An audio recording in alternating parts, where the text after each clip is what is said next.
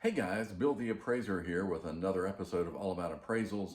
Topic of the day today is gray areas in appraisal work.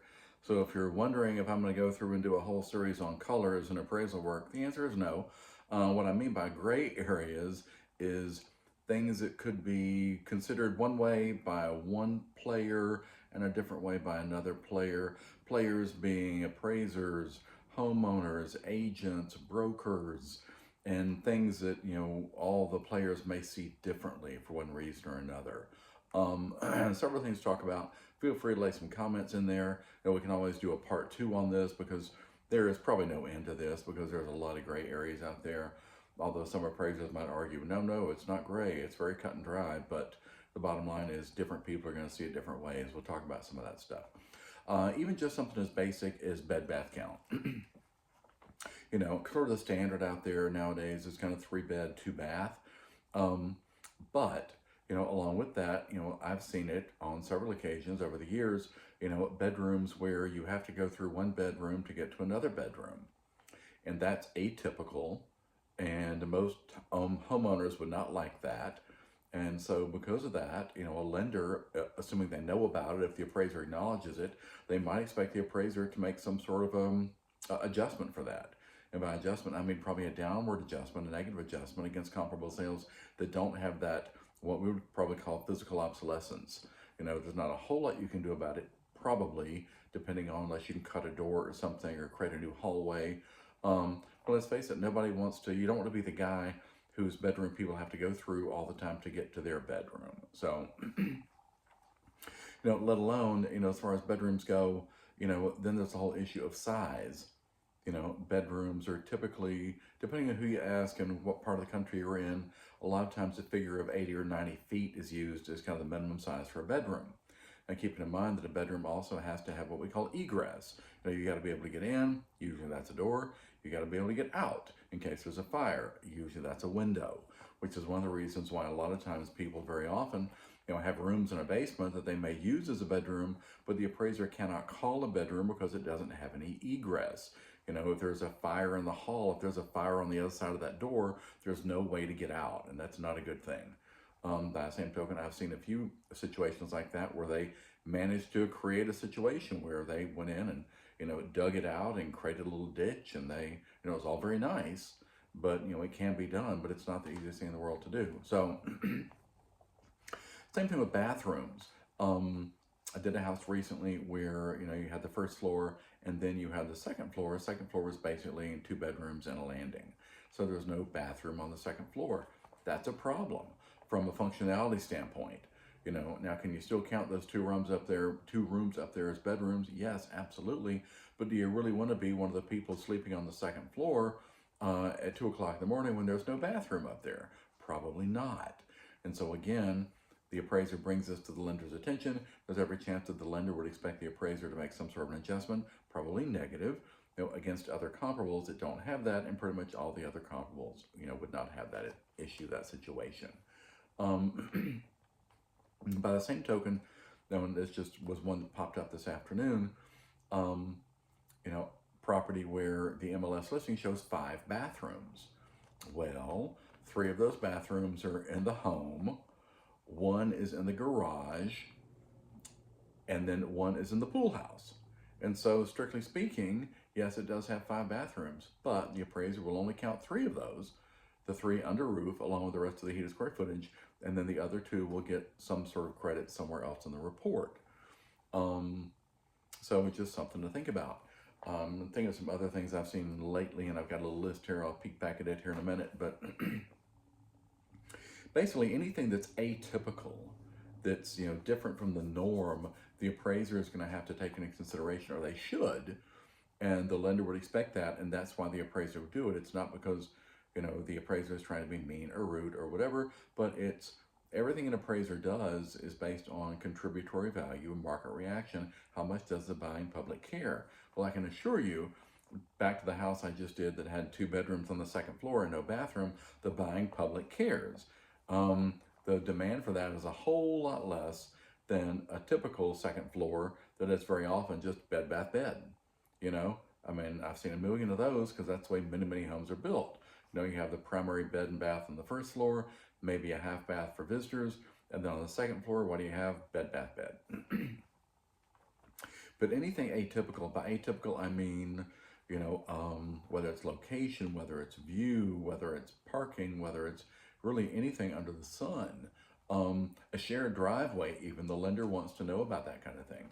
And you wouldn't think that would be an issue, but it can turn out to be an issue. I heard about a situation recently with one where there was a shared driveway, had been a shared driveway forever, and then one of the homes sold, and the new buyer, a new owner, said, "Nope, I'm not sharing my driveway," and there was nothing in place to force them to do that.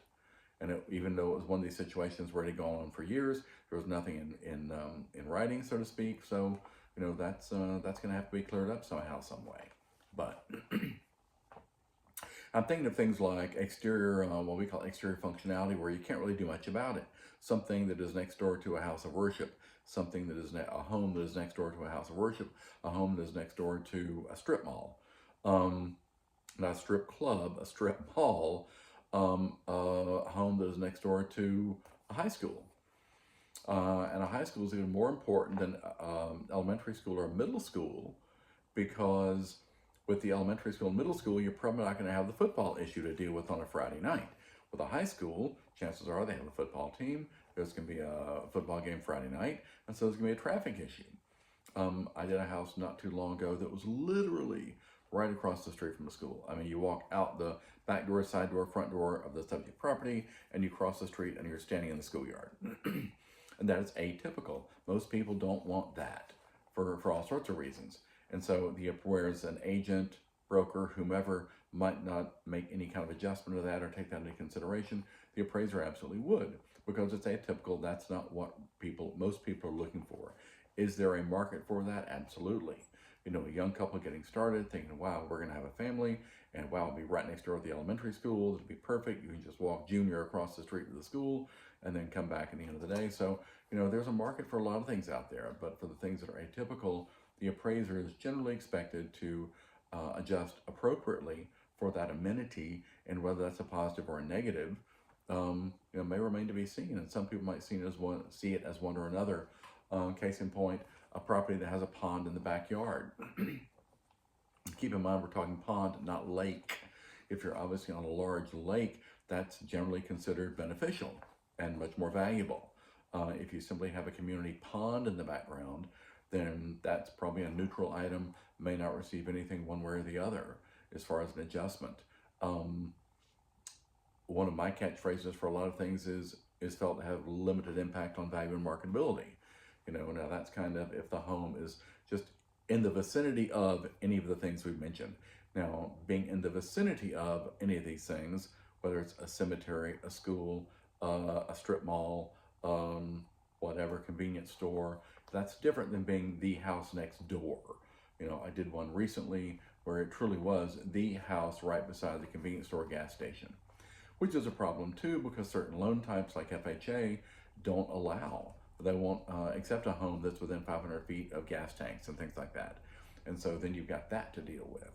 So, it's just, there are, contrary to what people might think, there are a lot of gray areas out there that the appraiser has to take into consideration. And the reason the appraiser has to take it into consideration is because appraisals get reviewed to death.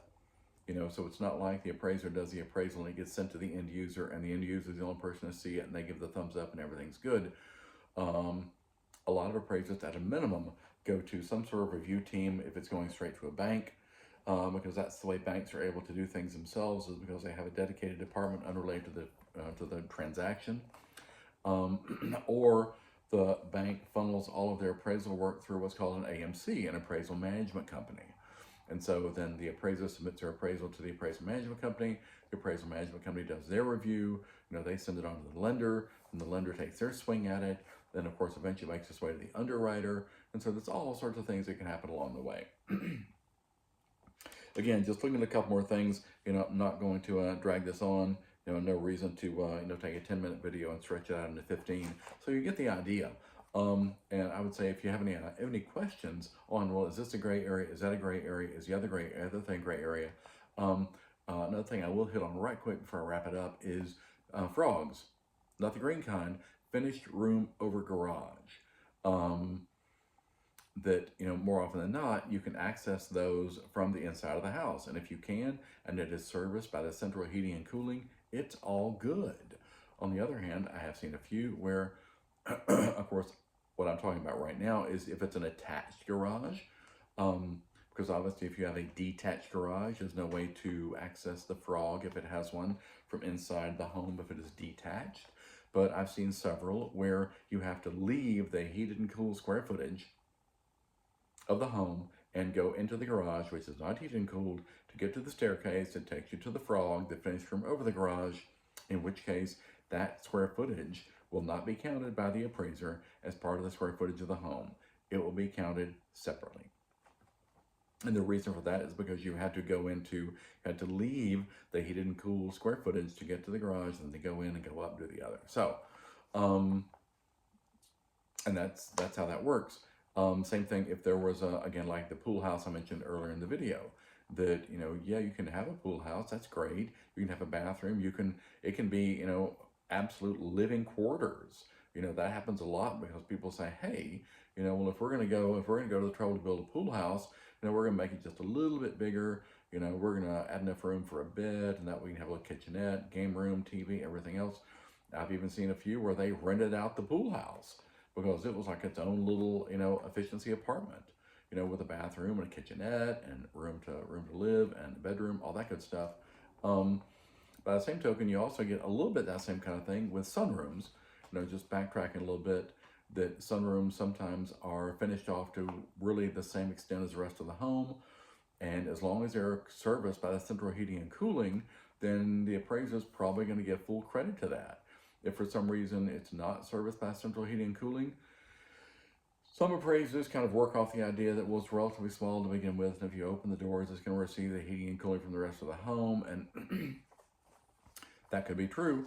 And in a lot of appraisal work, as long as the appraiser explains themselves and explain what they've done, it may all be good. It's up to the lender to decide if they accept that explanation or not.